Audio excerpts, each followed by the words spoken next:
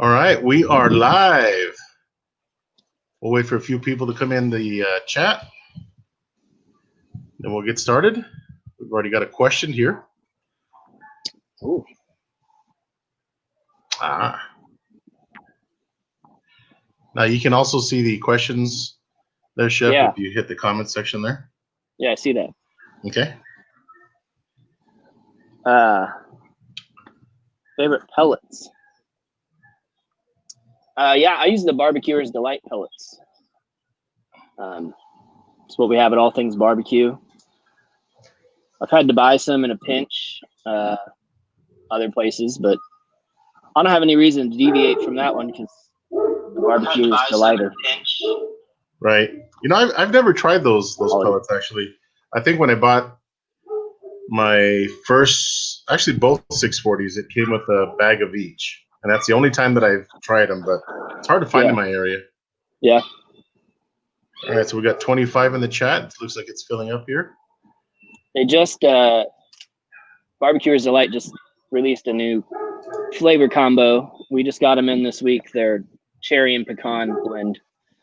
Actually, I saw that. Didn't you use that in one of your videos recently?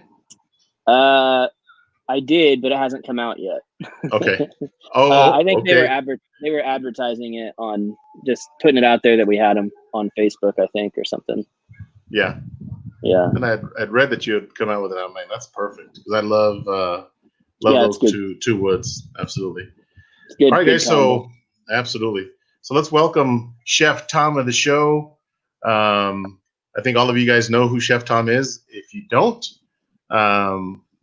he is the chef and cook for All Things BBQ. They do have a YouTube channel, a very successful YouTube channel. And you can also find him on Instagram. In fact, here is Chef Tom on Instagram. You can find him there at Chef Tom Jackson. So we've got some questions for you, Tom. I've got some. You want me to call you Chef or you want me to call you Tom? Just call me Tom. All right. We're relaxed. Do you got a cold drink in front of you there? I do. I have a all right. frosty beverage. There we go. So today you are Tom. But welcome. Thanks for joining us today. For those of you guys that are in the chat, yes, sir. For those of you guys that are in the chat, if you do have a question for Chef Tom or myself, please start it with @Smokin Joe's Pit Barbecue. That way I can see it. Also, all super chats will be super chat questions. Will be answered as well. So, Chef Tom. Yes. Let's start with a real simple question. Tell us a little bit about yourself, family, your pet frog, hobbies, etc. Sure. Yeah, I'm married. I have a wife and 2 kids. My son's 8. My daughter's 2.5. They keep me pretty busy when I'm not cooking and shooting videos and teaching classes. Yeah, hobbies. I don't know. I don't have a ton of time for hobbies right now, but I love going to soccer practice for my son. That's pretty fun. There you go. Yeah. We love spending time out at the lake with the family and fishing and boating and all that. Like being outdoors. That kind of stuff. Nice. A lot of lakes in Kansas, huh? Do you now? Yeah. What part of Kansas do you live in? I live in Wichita, so it's kind of Kansas is shaped like this, and Wichita's kind of boom down there in the sort of southwest or southeast corner, not corner, but yeah, pretty close. No. It's a decent sized city. I mean, 500,000 people in the metropolitan area, so very nice. Yeah, we're about 2.5, 3 hours south of Kansas City, about 2.5 to 3 hours north of Oklahoma City. Very nice. So I was actually in Wichita, and at the hotel I stayed at, I met a YouTuber there. And one thing that I was surprised by at the hotel, I think it was a Holiday Inn, and behind it there was a small lake. And I don't even know if you want to call it a lake, but I'm going to assume that they're man-made ponds, if you will. Yeah. And he was pulling out bass out of that small pond. Yeah, they stock them. That is crazy. Yeah. I mean, now, do you do that as well, or do you fish at like a large lake and stuff? Well, so the lake that we go to the most frequently, my family has a a property out there. It's a man-made lake. It was made back in the 50s, but it's pretty good size. I think it's about 270 acres.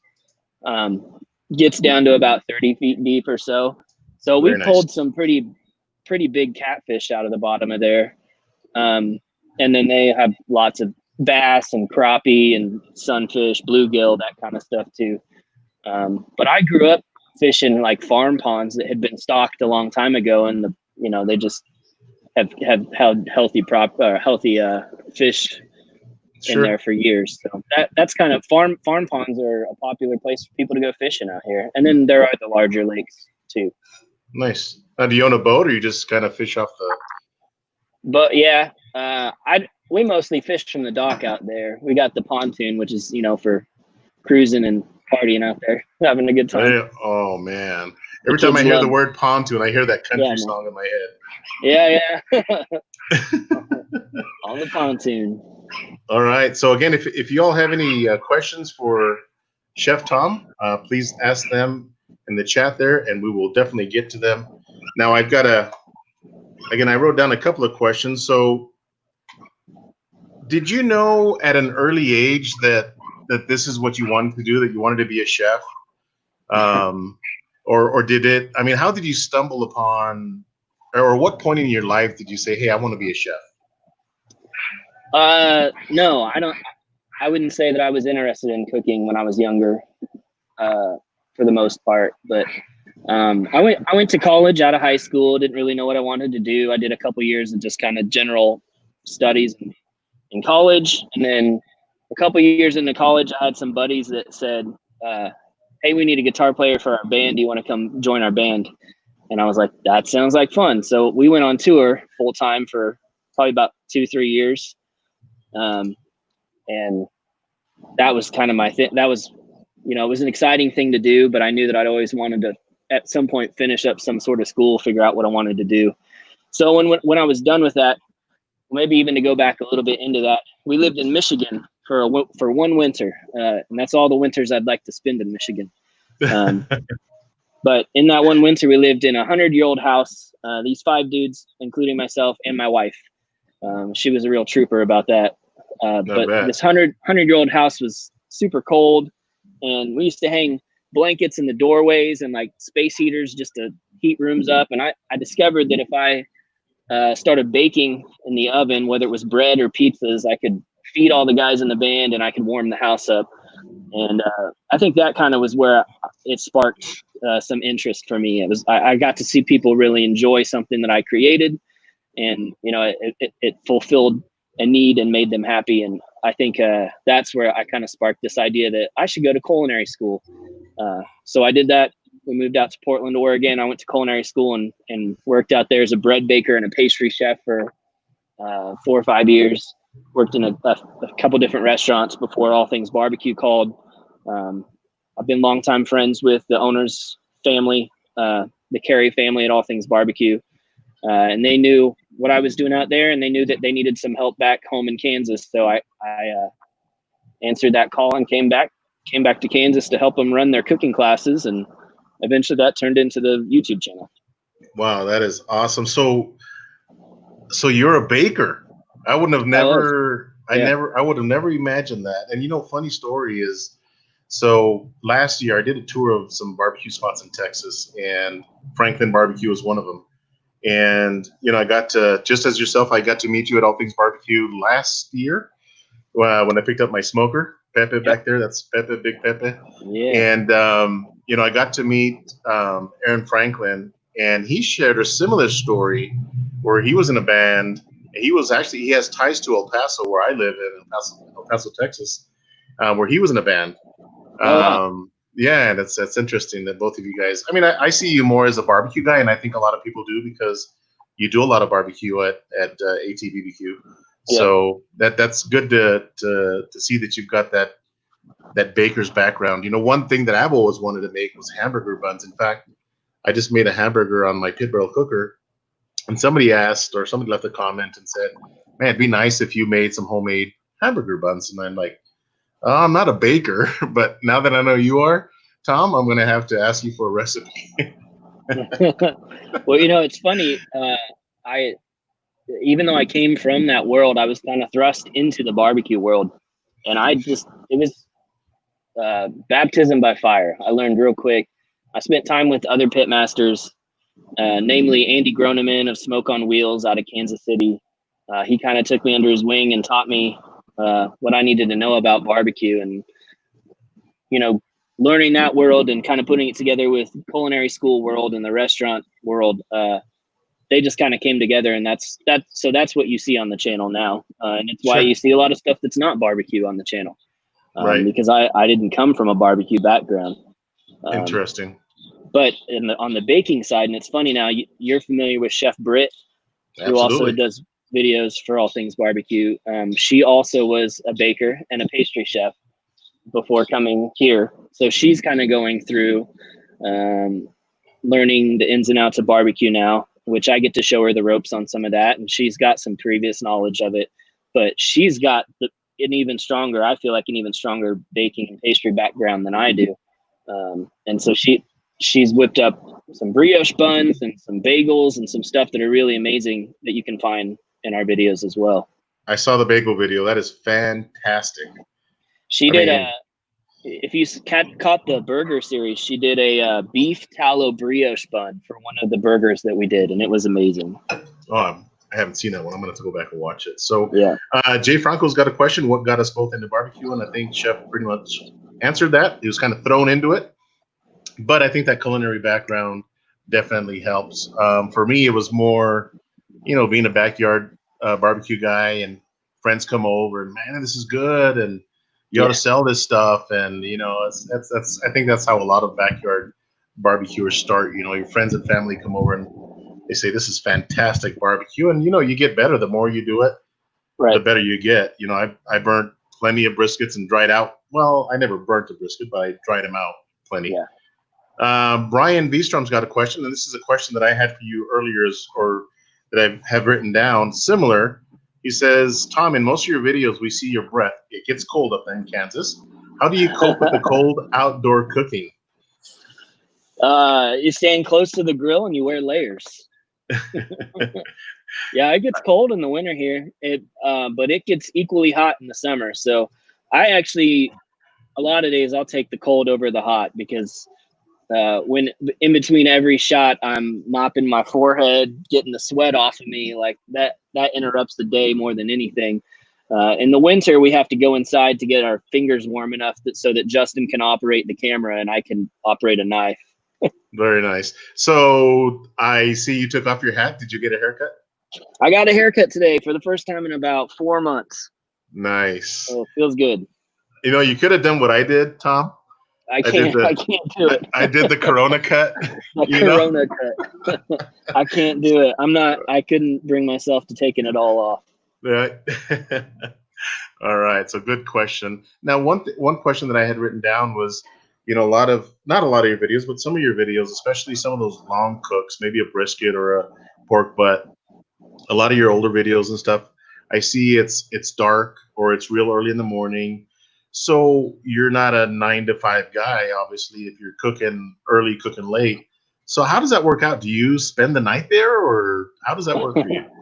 Never had to spend the night there.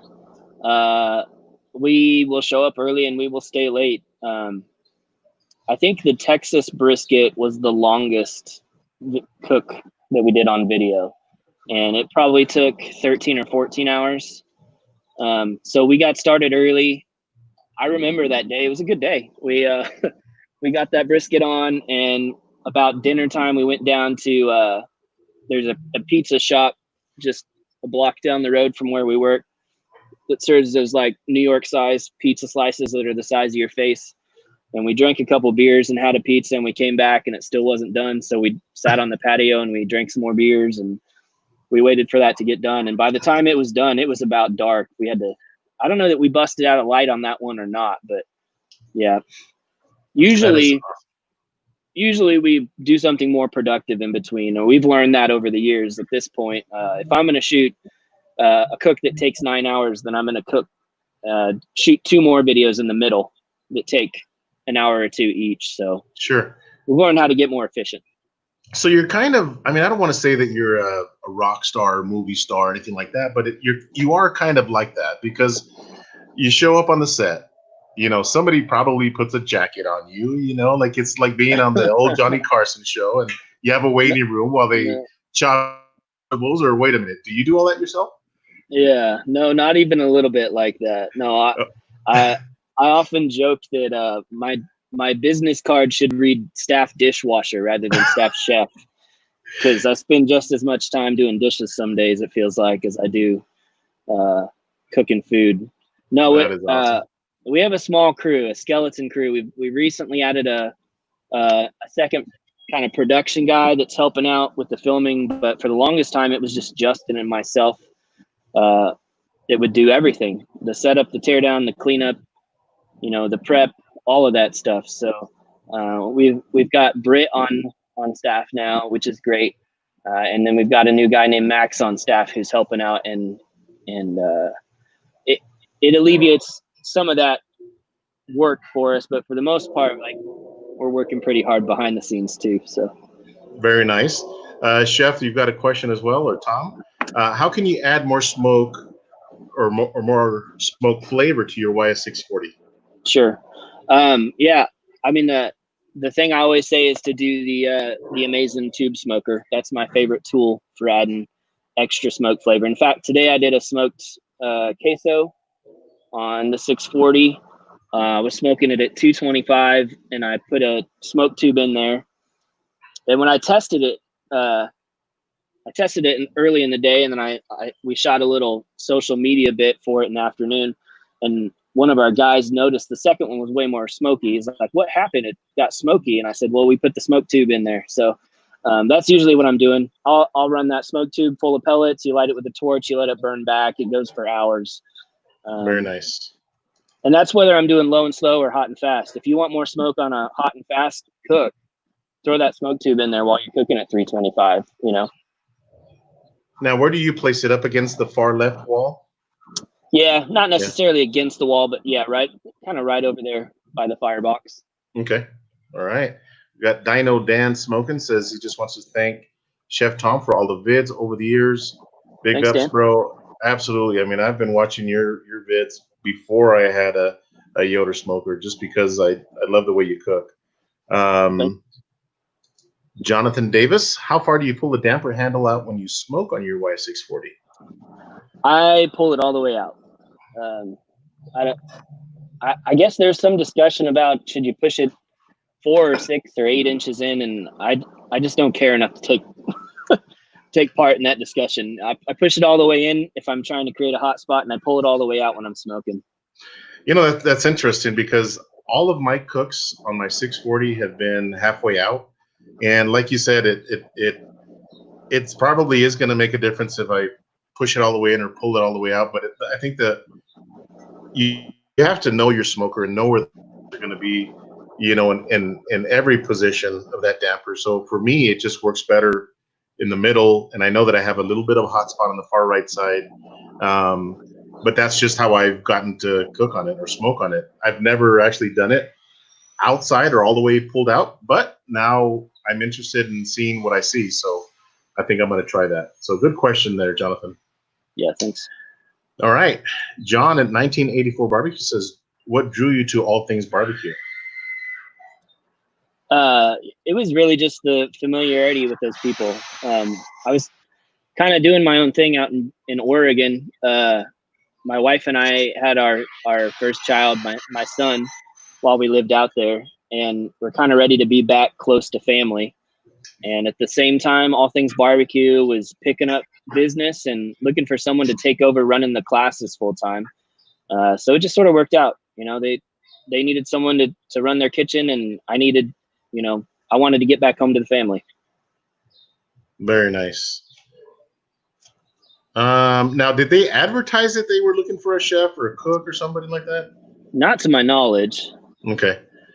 So how do you feel about not just being a chef, but having a camera in front of your face and having to be correct, speak clearly and try not to make mistakes, and the ands and the ums, and, I've got a YouTube channel, and sometimes just to do the closing, Yeah, it takes me 5 or 6 takes because I'm like, what am I saying? And I gotta redo it. So obviously, being a chef is one thing, but having a camera in front of your face and having to load that video on a YouTube page, I mean, it's a little bit different than just cooking, right? yeah, for sure. I was not prepared for that when I came into this job. And you can go watch the old videos and see that it's pretty bad. It was rough at first. We went through some different setups. I used to do just voiceover over the cooking. I'd do the cooking stuff and I'd voice over, because that gave me a way to actually think about what I was doing. I could even write it down and read it, but I found it really lacked energy, and it was boring. So I just had to stand in front of the camera long enough, and you're learning this too. You just got to be in front of the camera long enough and get comfortable with it. Typically, if I don't get something on the first take, it takes me way too long to get it right because I just mess it up over and over again. But yeah, you overthink it a little bit. Yeah. This oh, guy look wants, at that! Yeah. What are you doing? I was like, man, you got an eagle flying over your house, but it's a cat. Get down! Come on. That's Mo. Oh, that is awesome. That's awesome, Mo. Yeah, it just takes it's repetition. Yeah. Now, you said you had a cameraman. Do you edit your own videos? No, Justin does all of that. So Justin carries the other half of my videos. He's shot them forever. He's edited them. He's the reason everything looks so good. Wow. I really don't think that our channel would have grown to where it is without him being so good at what he does. Because I don't think I have the personality to carry it. I certainly didn't back then. So I'm really lucky to have him. He happens to be a part of that Carey family that owns All Things BBQ. So we're lucky to have him. And he has a really cool situation where he can come in and do this stuff with me, and then he can go and do his own freelance stuff out on the side. And I always brag on him because he's done some really cool stuff. He gets to go work in other places, and gets to do some really other cool creative things that really feed him. And then he always comes back and works with me, which I really appreciate. That is awesome. Now, has he been your cameraman this entire time? Absolutely. Yep. Wow. Well, that makes it a lot easier. I mean, because the person behind the camera. Absolutely. He probably knows when to stop record. I mean, I'm sure he stops the camera, right, for different scenes or whatever. Yeah. You kind of learn. You have that relationship, and he knows when to pause or stop the camera. Yeah. So that is awesome that you guys are a team like that. Yeah. And vice versa. Like it's become intuitive to me to know when he wants to move. So I'll pause, and he'll move. We still have our days where we get a little off. We had one last week where we probably did that twice in an entire day. And that seemed like an off day because we missed a couple spots where one of us wanted to move or talk or whatever. And so I, feel pretty blessed that we have now built that relationship where we're really in sync. Sure. And it makes it so much more efficient. Early on, I remember one of the things he used to always say was, like I'd be working, coming out of a kitchen, you do everything fast. But when you're filming, he can't catch everything if I'm going fast all the time. So he would always be like, slow down. Like, I'm like, no, man, we got to go fast. We got to get this stuff done. But that, I'm sure you've learned that as well. Like it takes pauses and it takes interruptions to film that stuff. Oh yeah. I just released a burger video and burgers don't take very long. I hung some bacon in my pit barrel and that stuff cooks really fast. So you got to be fast. You're moving. I've got one. My daughter helps me record the intro and the end of the video, but everything in between I do it myself. So I'm carrying the camera inside and making my sauce and then coming back outside. It's a lot of work. Yeah, man. Especially when you got a fast cook. Kudos to you. That is a lot of work. Yeah. So now, yeah, go ahead. I wouldn't know what to do with a camera. I mean, I know where the red record button is, but. So do you guys use one camera or multiple cameras? One camera. Wow. Because I love what you guys do. I was just watching the video and we'll talk about it here in a little bit because I got a couple of questions on it. you're cutting or slicing or something, and then you kind of come to you and you talk a little bit about the process and why you're doing certain things. And I was like, he's got to have two cameras. So I wanted to ask you that question, if you use multiple cameras or just one. So that's interesting to know. So, I mean, and I liked it because, you're a teacher of cooking, right? Because you're teaching people how to cook. So you want that one-to-one with the camera, but you're really talking to your audience, Right. All yeah, right, so that's one of those things that we've just gotten good at understanding with each other, sure. which is when I feel like we've been looking at my hands or the food for too long, I'll say, hey, let's do some on camera. And then he'll, chalk it up to his shoulders, and we start, it takes a balance, and we're always learning and trying to improve on that stuff. Right. So got a question from Daniel. Tom, what gives you your ideas for the videos, suggestions, or just thought up? All of the above. Yeah, for sure. We try to really take into account the suggestions that people make. We also just kind of paying attention to trends and what's interesting to people. We follow the seasons. Right now, you'll see, we did the burger month in May, which was National Burger Month, I guess. And leading into the summer, you want to do some barbecue items. But at the same time, you're going to see coming out soon, we'll have some lighter dishes. We're going to do a couple fish dishes coming up soon, because in the summer, you want bright, fresh ingredients. And then when we get into the fall, we can start thinking about doing, some braised items, maybe even some fried items and stuff like that. So we're just trying to pay attention to what people are interested in the moment, plan ahead and make it, coincide. Sure. Let me see here. So I recently, let me ask this question here. Adam, Tom, what do you prefer more, the YS Pellet series or the offsets? It just depends on the day and the cook. I love to cook on the offset, but I rarely have enough time to spend a whole day cooking on an offset, unless it's at work, and I can do that at work because it's my job, which is pretty amazing. But at home, I'll tell you, let's see, that shed, how do I point at this right here? That I know shed it's right backwards, there. right? It's backwards. It's weird.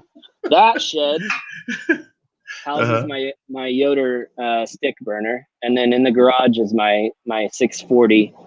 Then I have a Kamado Joe in there as well. And the 640 sees the most action just because it's the fastest and easiest to use. But when I get the opportunity, I love to cook on the stick burner. So which stick burner do you have in the shed? It's a Cheyenne. It's the baby. Oh, nice. Really? Yeah, it was actually my dad's, and he handed it down to me. He's been working for Yoder for longer than I've been working for All Things. Really? Yeah. That is awesome. So one of the questions that I had written down was, I recently saw, one video, and I remembered an old video that you did a while back. And this one you released either yesterday or 2 days ago. It was the root beer ribs. Oh, yeah. And those were spare ribs. And by the way, good job on the trim. I'm a big trim freak. Okay. Oh, yeah. And I love to see people pay attention to detail, from the membrane to the reason why you remove it, to removing the last bone because there's nothing on it and it's going to puncture your foil, etc. So my question is, 8 months ago, I believe, you did some Dr. Pepper ribs, but those were baby backs, correct? Correct. All right. So, and I'm kind of bringing everybody into the story. So the spare ribs were done on the YS640? I believe those were done on the loaded Wichita, the offset. On the Wichita. Okay. Yeah. So the baby backs were done on the 640. I think that's right. Okay. So one of the things that you did in the Dr. Pepper video, I remember you really boiled the Dr. Pepper to kind of get it to be real sticky. And on the root beer ribs, you use it as a spritz, as a binder, and then you use it as a spritz. Yeah. Both ribs look extremely tender. But if I had to guess, and you tell me if I'm correct, I think you enjoyed the Dr. Pepper ribs more than the root beer ribs. Am I correct in saying that, or I'm going based off of your body My language when you reaction. tasted it? Yeah. Yeah. Yeah, I think you're probably right, which is weird because I actually would always prefer a spare rib over a baby back rib. But I've never been big on spritzing, which you won't see a lot of spritzing. That might be the only video we've done with spritzing. Generally, no, we actually did a side-by-side comparison video of spritzed versus not spritzed ribs. So that would be another time where you'd see that. But I think that what the flavor adds from spritzing is minimal for the effort and the time that it adds to the cook. I think that my preference is to eat a dry smoked rib, just start to finish, never wrapped. That's my favorite flavor profile for a rib. But I also understand that it's not my job to only show people what my favorite thing to do is. So I want to be able to do things like spritzing and mopping, which you're going to see pretty soon as well. So yeah, the Dr. Pepper had a lot more of that Dr. Pepper flavor because we concentrated it and put it into a sauce. Totally different techniques, just, each included soda. Honestly, we're just trying to make as broad of cast our net as broad as possible. Sure. We want to cover everything. I really enjoyed those videos because it is two totally different. I mean, you're using spare ribs and then baby back ribs, which are two different ribs to begin with, but then it's two totally different styles. I love the bite through on both ribs. They looked really tender. Now, the root beer ribs, you didn't wrap them. No. That was straight through. So that was a rib, kind of like you're used to. I mean, you said that you want a dry rib, although you were spritzing. The surface was one thing that I remembered on one of the videos. I think it was the root beer ribs. No, it was the Dr. Pepper ribs. You took the rib tips and some of the excess pieces that you trimmed off, and you cut it in half. And that right there was a money shot because it just came apart, and both surfaces looked dry, but a good dry, like you mentioned. But I really enjoyed those videos because it is two different styles. Now, to tag along that question, I think you cooked a ton of baby backs. So what do you do with all those ribs? Do you feed the folks at All Things BBQ, or is it a class, or what's going on? No, that video specifically, the new 3-tier rack was new at that time, and so I just thought, let's load it up with ribs. Yeah, we feed the staff. There's probably 25 of us between the warehouse and the store. It's been a little bit cut down since the COVID stuff. We had to kind of shave that down a bit, but fortunately we've been really busy, so we've been able to hire people back, or get a good crowd. None of that food ever goes to waste. There's always someone around to eat it. Nice. And it looks so good. And I was like, who's going to eat all that stuff? Because I've been to All Things BBQ, and you do have a warehouse next to the store. Yeah. Which, by the way, a lot of the guys came and said hi when I pulled up because I had my truck and it had Smokin' Joe's Pit Barbecue and Yoder smokers all on the side of it. So they came over and said hi. I think they were doing some construction or something, but really nice people there. So I can see that food, or there barely being enough to feed all those guys that work there. So yeah. And usually we're out on the patio, which is fully accessible from the retail store. So if any of you are in the area and we're out there cooking and the food's ready, you can come get a bite. Yeah, I think when I went there, you were making some chili, and were we doing the Texas chili? You were doing some Texas chili.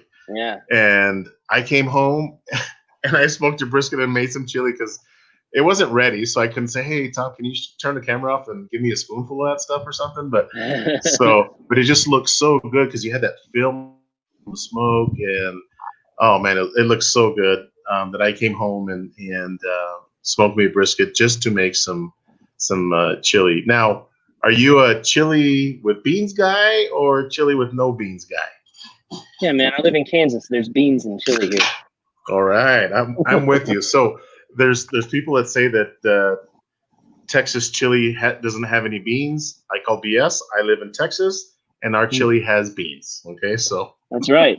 And you've got the YouTube channel, so you're the one with the voice right now. That's right. All right, Mark McCaleb from New Mexico. Tom, do you actually work in the ATBBQ store as well in sales or anything like that, or just the chef? I'm just the chef. I definitely could polish up my sales skills. There's times when people come out to see what I'm cooking, and I could tell them anything about the cook they want to know, but as soon as they want to know the price and the features and the add-ons, I'm like, I got to go grab somebody to tell you, because I'm not as good at that. But that said, I am right next to the sales floor. Our kitchen's attached to the sales floor. Our patio's attached to the sales floor. So I'm there and I'm accessible, but I'm not ringing anybody out at the registers. Right. So I got a question from Marty. Can I get the smoke tube at the store? Yeah, you can get it at the store. You can get it online, atbbq.com, and search a Mason tube smoker. Thank you, Stephen and Jacqueline, for putting the link to ATBBQ's site. Actually, that's their YouTube channel. If you could, Stephen, pull up their site as well and post it in the comment section. I'd appreciate that. Got a question from, not sure if this can be answered or not, from Outnumbered Barbecue. It's got to be from Texas. How much of the videos increase sales at ATBBQ? Great advertising. Yeah, I mean, I don't know numbers exactly, but I know that early on, it took some faith from the upper management and what we were doing to let us keep doing it, because early on we didn't have any way of tracking it really, except that maybe we'd release a video with a barbecue sauce in it, and sales for that barbecue sauce went up the week after. Right. All of us have gotten better at what we do now, to the point where it is traceable to some extent. We have links from YouTube to our website, and from our website to, you can add stuff directly to your cart, so we can actually see when those interactions are making an impact. And it's gotten to the point where it's a good enough idea that they let me keep doing it. So. That's awesome. That is awesome. So Brian Vstrom has a question. Tom, are you still playing music? Not much. I bought my son and I ukuleles for Christmas last year, and so we've been learning a few chords, but I've kind of been slacking on that too. He wants to learn how to play Happy Birthday on the ukulele so we can sing it for someone on their birthday. That's awesome. Yeah. That's everybody's dream. Come on. So Ray's got a question. Why do the bottom racks expand and push upwards on the YS640S? Yeah, heat makes metal expand. Yeah, and that's especially on a real hot cook. I mean, metal does that. It expands and contracts. I think there's enough clearance between the racks to trust me. There's a lot of lab studies, and people take these smokers home. Chef Tom cooks on them a lot, so they get to see if metal is warping or metal does different things. And I'm sure they leave enough clearance in there. I know on mine, when it does cook, when I'm cooking hot, the racks are tight, but they've never lifted up. So I would make sure that you don't have any old grease buildup on a corner or something that's kind of binding up. Maybe clean it up and make sure. Yeah, there's a lot of things that are possible, Ray, and that's a good question. So obviously these are all handmade, okay? And I've been to Yoder smokers, and there's sparks flying. One of the things when you're welding, it releases a lot of BBs, okay? And sometimes you might have a BB that maybe they didn't grind down enough. So just kind of clean it up and run your finger through that lip and make sure that there's nothing there that's hanging up that rack, is my recommendation. All right. Daddy Cooks, what's going on, buddy? Mr. Phil just had a Whataburger for the very first time in his life, and he's a new man. What is that thing, dish, food, or meat that you never get quite right, no matter how hard you try? That's a great question. Oh,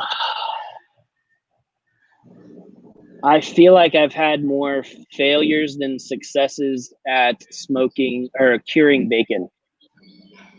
Yeah, which seems like a really basic thing. And I've made some bacon that's good, but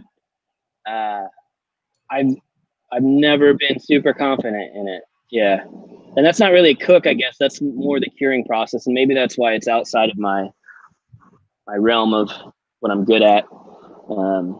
I'd like to get better at curing stuff. In fact, I've really been meaning to put the steak locker to use and do some dry aged salamis. So I've got a lot to learn in a lot of areas, but that was the first thing that came to mind. So what are you using now? I mean, I did some smoked pork belly on my Frontiersman, my big offset, and when I was trimming it, I think I did half of it was pork belly burnt ends, and then half of it I just I cut in half and make some pork belly, small little chunks like this. But when I was cutting it in half, I was like, man, look at that long strip of bacon, because it was 11-pound pork belly, and it just looked like a really long piece of bacon. So I got to thinking, I've got to smoke some bacon. I mean, I've never, or cure bacon and then smoke it. So what are you using? Are you using like a brine or something, like a packaged brine? Is that what you're using? No, typically just a dry brine, salt, sugar, or brown sugar, and then whatever flavorings you want. Pack it all around it, and then stick it in like a zip top bag or plastic wrap if it's too big, and then you're just kind of flipping it and massaging it in a pan in the refrigerator for a week or so. That's the frustrating thing to me, is it's like such a simple concept, but I've never like made the bacon that I want to make exactly the way I want it to make it. So not that it's been bad, but you get to the end of it and you're like, it was a little too salty. I wish I could have tasted this, or so that's when I'm still with. Right. So at what temperature, I mean, you would smoke it. Would you smoke that bacon at all, or no? Yeah, typically after the cure, you're going to go ahead and like kind of rinse all that stuff off and throw it in the smoker and hot smoke it till it's, I forget, like 150, 160 degrees. So it's fully cooked at that point. And then you would slice it and pan fry it to serve it. Yeah. Oh man, that sounds good. All right, so we've got just a comment from Sergio. I love the burger series you did. Keep up the good work. Awesome. Thanks, Serge. We've got a question from Randy. Have you ever tried beef from Snake River Farms in KC? The Snake River Farms in KC? I don't know about KC. Aren't they in heck, I don't even know. I think they're in Florida or something. Yeah, I was thinking southeast. Yeah, there's somewhere out there. I want to say yes. I think it's been years. But I know that they're a great purveyor. We have a really good relationship with Creekstone. So Creekstone's kind of been our go-to beef for a long time. But I'm always looking to see what else is out there. I've always wanted to. I've heard a lot about the Creekstone briskets. I've always wanted to get my hands on one of them. That's awesome. I believe Snake River does some Wagyu, which Creekstone's, as far as I know, they're not doing any of that right now. So maybe that's something I should get a hold of. There you go. So got a question from Austin Walker. How often do you do barbecue classes? Typically we do 3 classes every month, all on one weekend. Friday night is a dinner on the grill, which is a wine paired dinner. And then Saturday are more barbecue centric classes, Saturday morning and afternoon. Those have been shut down since the virus happened, and we don't have any planned at this point, but hopefully we can get back to that. I don't know if it'll be late this year or next year. But yeah, that's kind of been the norm. It's been really weird not having classes, because I feel like that's what I got hired to do at All Things BBQ, was to lead these classes, plan them, and we haven't had any for a couple months now. So the good news is, go ahead. It gives us a lot more time to crank out video content. So I've got video shot almost all the way through the end of July at this point. Really? Should free up some time for us to do some extra video content. That is awesome. That is awesome. Well, I mean, it's kind of a class that you're doing. I mean, you really are, again, like I mentioned earlier, we're both instructors of barbecue. I mean, I know you cook other things as well, but when it comes to cooking on YouTube, I think your audience is always looking for that one thing that you're doing. And, you know, we all use YouTube for different things. I wanted to know how to change the cabinet truck the other day, and I searched it on YouTube, and there's a video. Oh yeah. You know, you want to learn how to smoke a brisket or whatever. There's thousands of videos on YouTube. So, you know, it's like a class. I mean, you're not in the classroom, and they're not in front of you or anything like that, but it's still teaching. Brian from River Farms is in eastern Idaho, which totally makes sense if you guys remember the Oregon Trail. Yep. Snake River. Yeah. There you go. Greenhorn Barbecue, Todd. He answered that earlier, but Chef, you want to Culinary School? Yeah, Oregon Culinary Institute is the name of the school, and that's in Portland, Oregon. Mm-hmm. Super cool school. Let me see. Bill at Chicken Fried Barbecue says Snake River Farms is hard to beat. Yeah, there's a lot of good beef out there. You know, I'm really loving that Midland meat Wagyu right now. In fact, as soon as we get done tonight, I'm firing up the flat top, and we're doing some flap steaks, some Wagyu sirloin flap steaks. They're going to be amazing. I can't wait. I'm using that Sweetwater Spice bath, the barbecue bath. Okay. Is that the Pancho Chipotle or something? It's the habanero one. Oh, okay. Yeah. And then I don't rinse it off in the sink because I love some of that flavor. I'll just kind of remove some of the excess, and then I'm going to put a layer of the Arbiter Smokin. Which one am I using? Something heat. Ozark heat. Really good flavor. I love the salt flakes in there. I mean, it's going to be fantastic. You can also, when you pull that out of that marinade, you can actually strain off that marinade, and there's a bunch of solids that you can rub on the outside of the meat as well, just to keep that flavor going. I'm going to try that. that. And then maybe just a light layer of the other rub. A little bit lighter layer of the Ozark. Yeah.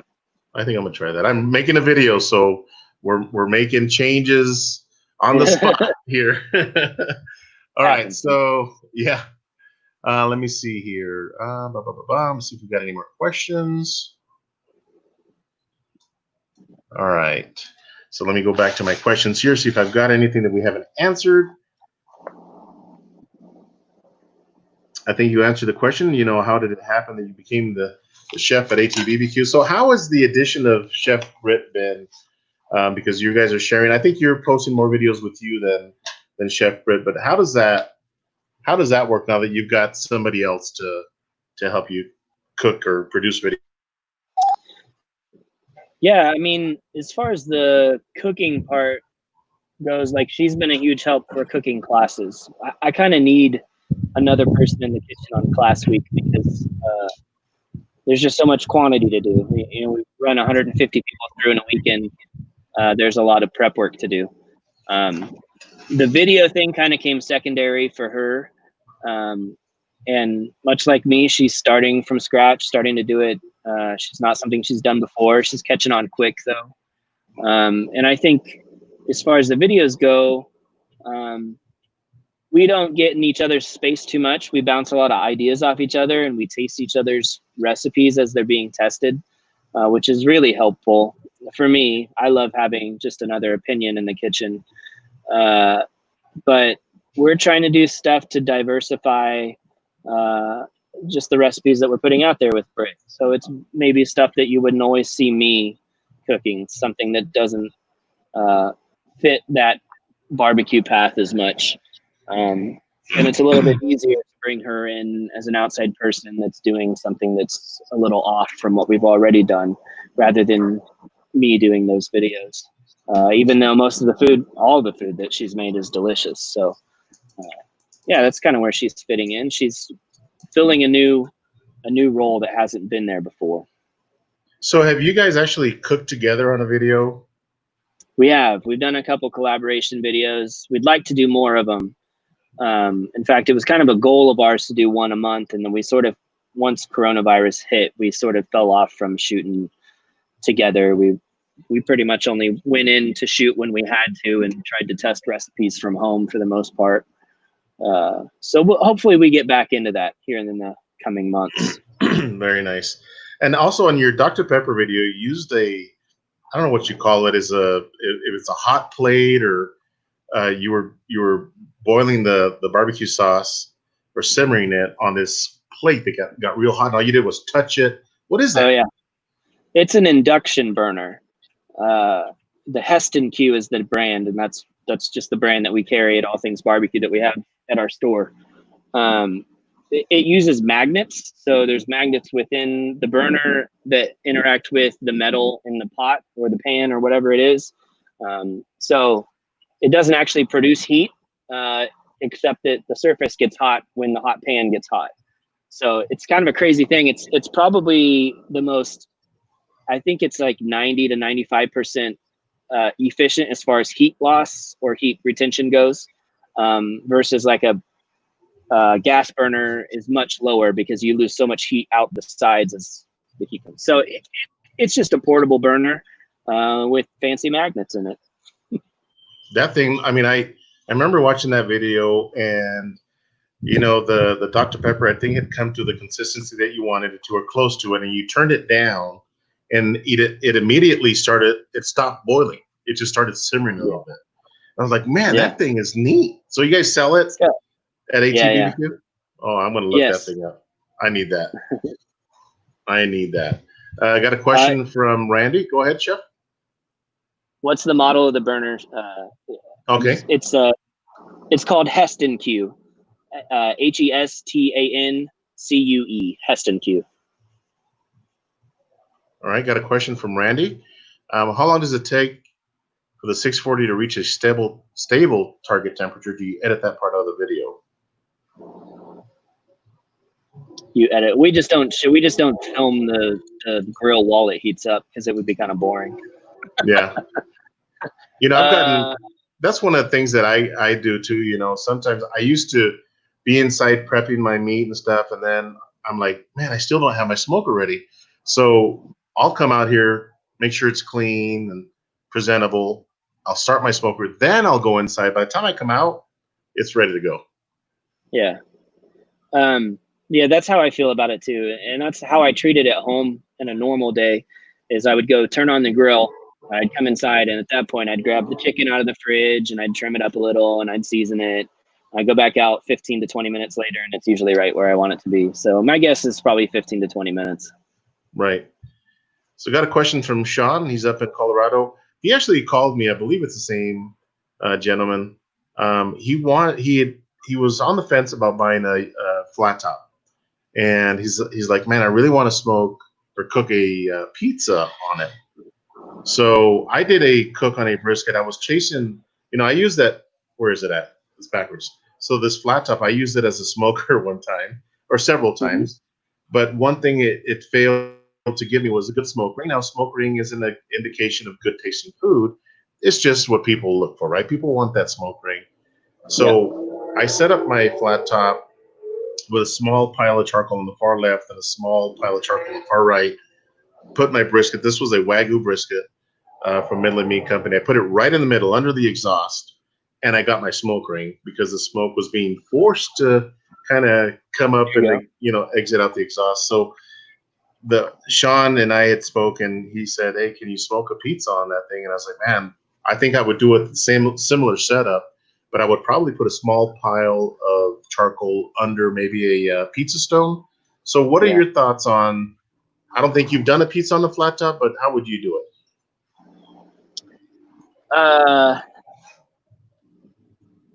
Yeah, I think you're probably right. I don't know that it needs to be under the stack. I'm not sure. I'd probably play with the positioning some.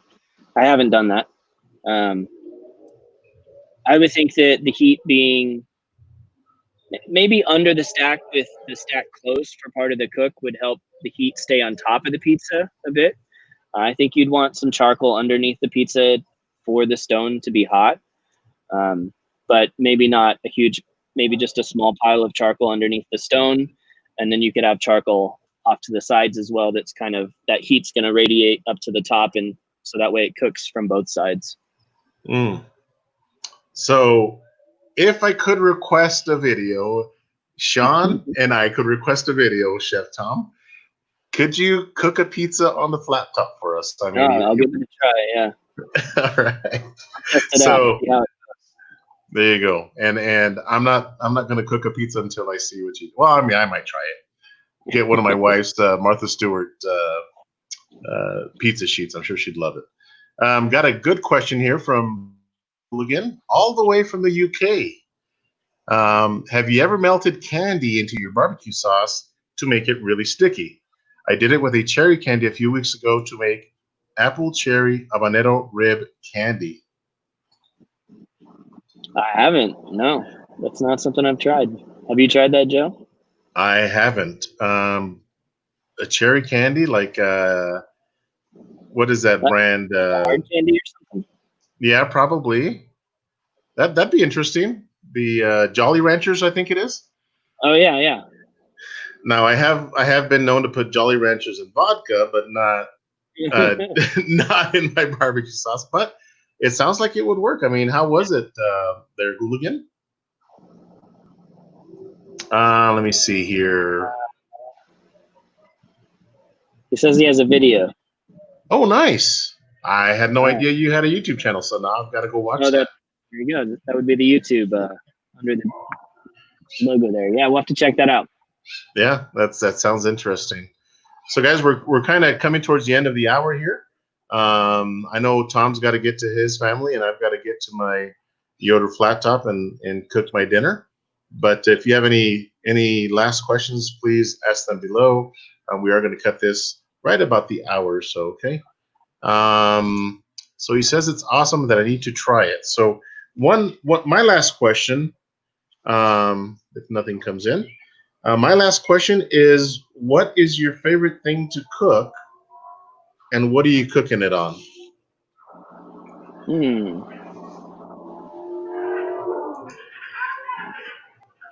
Boy, that's a good question. I like to cook a lot of stuff. I'll tell you the majority of the food that I enjoy cooking is Mexican inspired food, whether it's tacos or enchiladas or my wife's favorite is my flautas. So that's probably what we eat the most of, I would say. Chicken quesadilla happens a lot at our house, but I love a good steak taco. Probably my favorite like meat to smoke is the beef short rib, like a big old hunk of beef short ribs, which also makes for some incredible tacos afterward. So maybe we'll combine those things and say beef short rib tacos, which I don't know if is a video yet. Probably should be. Yeah, and what smoker, what cooker are you gonna use? What smoker? My default is the pellet grill, just because that's what we do a lot of. But my favorite one to actively cook on is a stick burner. So the Yoders, I've cooked on a lot of different Yoder stick burners. The bigger, the better, in my opinion. The airflow is so much easier the larger they get. That's a beauty that you've got sitting behind you back there. I'd probably be happy to cook a bunch of beef ribs on that one. Oh man! Well, if you're ever in Texas, you know where to come and cook. Okay. Yeah. So once this Corona thing, well, I don't know if it'll. Hopefully, it does go away eventually, and we get kind of in life. But you're right. My YS640 pellet smoker is my workhorse. 9 out of 10 times I'm cooking on that thing. I'm still in the honeymoon phase with my Frontiersman. I've had it about a year now, and I love that thing. I mean, just the live fire cooking and the flavor. It's unbelievable. These are really good cooks. The airflow, like you mentioned. If you don't think these are flowing, reach in the top left of that smoker when you've got a brisket or something, and you will feel it on your arm. That air is flowing. So, yeah. Todd, that question was asked earlier as well, and Tom recommended the smoke tube, the amazing smoke tube. So that's one way to do it. Let me make sure we don't have any last questions here. Do you find that smaller pits work better even on the Kingman? I don't have any problem with the size of the splits that I'm using, even in my Cheyenne. But I'm not I mean, the only reason I would be opposed to smaller splits is because it means I have to feed the fire more often, I guess. Mm-hmm. I prefer to run a pretty small hot fire in the back half of the firebox rather than filling the whole thing up with wood and choking down the airflow. I'd rather have the airflow more wide open with a small fire. So I don't want to have to feed it every 10 minutes when a small split burns up. So that's why I typically do a little bit larger split. Once I've got that coal bed going, it's usually not a problem. Right. I read pits, but it's splits. Okay, so I'm glad you caught that, Tom. But okay, so we'll end this with this last question, I guess. So how in the world did you end up with the number one, I guess serial number one, Wichita? I mean, how did that happen? Well, I guess the most obvious answer would be that the owner of All Things BBQ is also the owner of Yoder Smokers. Mm-hmm. So I don't know why. I guess we got it just to show it off, and at some point Don said, "Go ahead and cook on it," and so that's what we cook on. Anytime you see the offset, that's the first Yoder that was ever made, and it's been retrofitted now it's been refurbished. It was cooked on for a long time. It's been repainted and refurbished. It's got the new it's got the I'm blanking on the name, the plate that has the dispersed holes so that it cooks a little bit. The heat management plate? Heat management plate, there you go. Mm-hmm. So it's not exactly as it was when it was first created, but it's still the same machine. I mean, it's like the number one Corvette that rolled off the GM assembly line that you're sitting on. And I didn't know that until I think you mentioned in one of your videos, and I was like, that is so cool to have the number one that rolled off the assembly line, Wichita, at ATBBQ. So if you guys are ever in Wichita, go to All Things BBQ. And if you're lucky, Chef Tom will be there. I know that if they're filming, they do have notes on the windows that they are filming. But if he's available, he will talk to you. I took some nice pictures with Tom when I went up there, and it was a pleasure to meet you. So, want to thank you, Chef Tom, for coming on my YouTube channel to talk with some folks. I really appreciate it. It was good to know you a little bit more, kind of your background and how this started. But again, want to thank you. Want to thank the people in the chat as well. So thank you very much. Well, thanks so much for having me. I sure appreciate it, and like seeing your videos out there as well, and love seeing those beautiful cookers behind you. So awesome. Can you end it like you end your videos? Starting where? Starting ATBBQ, the ATBBQ part. There you go. Yeah. All Things BBQ, where barbecue legends are made. See you guys.